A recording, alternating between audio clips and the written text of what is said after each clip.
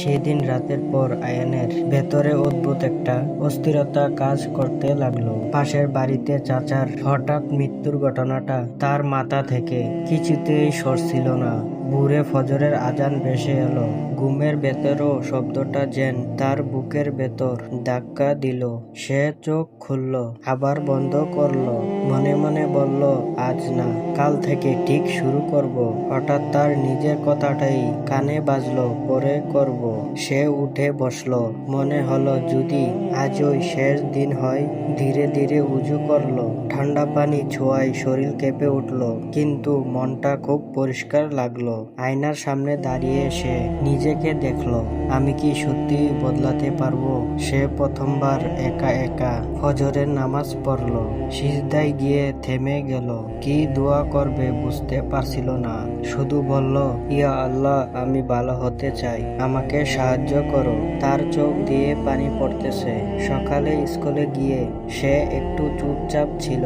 বন্ধুরা অবাক হয়ে বলল, কি হয়েছে তোর? আরে কিছু না। কিন্তু তার ভেতরে একটা যুদ্ধ চলছিল। একদিকে পুরনো অভ্যাস, অলসতা, বন্ধুদের আড্ডা, অন্যদিকে নতুন একটা অনুভূতি, আল্লাহর দিকে ফিরে যাওয়ার টান। দুপুরে জোহরের সময় হলো। সে ভাবতে লাগলো, স্কুলের মসজিদে যাবে নাকি বন্ধুদের সাথে ক্যান্টিনে বসবে। বন্ধুরা ডাকলো, আয়, আজ নতুন গেম খেলবো। আয়ান কয়েক সেকেন্ড চুপ করে রইল। তারপরে বলল, তোরা যা, আমি একটু আসতেছি।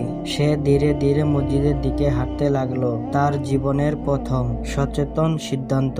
কিন্তু সে জানতো না সামনে তার জন্য আরো বড় পরীক্ষা অপেক্ষা করছে।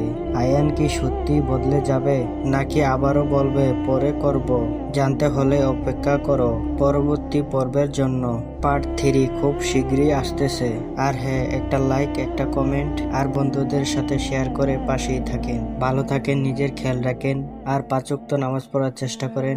আবারও দেখা হচ্ছে পরবর্তী পার্টে। ভালো থাকেন। আসসালামু আলাইকুম।